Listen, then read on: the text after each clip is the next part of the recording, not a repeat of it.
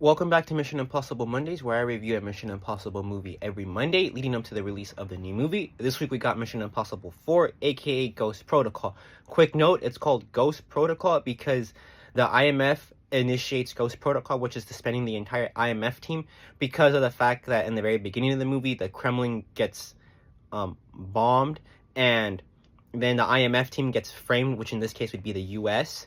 And so the U.S. is like, nah, we didn't do this, because obviously it was a setup, but they also just can't really take the blame for it. So they have to disavow the entire IMF program. So now Ethan Hunt and his team are on their own, and they have to stop the nuclear launch codes from getting into the wrong hands with just a team with no backup resources from the IMF. Whatever resources that they can scavenge from, I guess, IMF hideouts is whatever gear that they can use for this mission.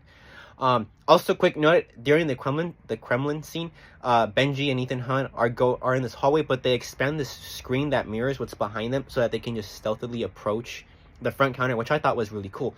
Speaking of Benji, he's actually in this movie in the field, because he himself states that, yeah, I'm in the field now because I passed my field exam. And I really like that, because it ties the story in of, like, he was just like an office guy to he's in the field guy now.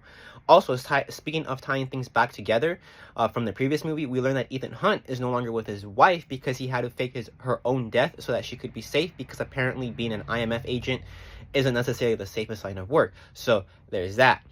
Besides that, this felt like a really good Mission Impossible movie, like spy-esque type of a thing, because we have Ethan Hunt sitting to the side of a building with sticky gloves. We have Ethan Hunt running, because I guess Tom Cruise has to run in every movie that he does, which I don't necessarily have a problem with.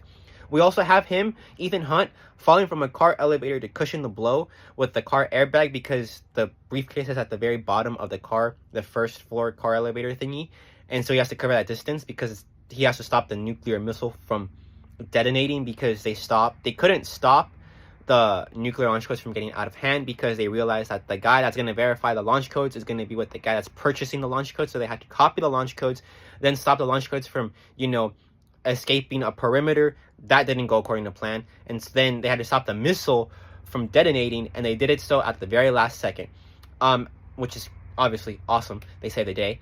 And then at the very end of the movie, we learn of the Syndicate, which is a thing, because I do remember it is mentioned in future Mission Impossible movies. I think Mission Impossible 4 is where they kind of start to find their footing and starting to connect the movies together from, like, the previous movie, because there is really no connection between the second movie and the third movie other than the title.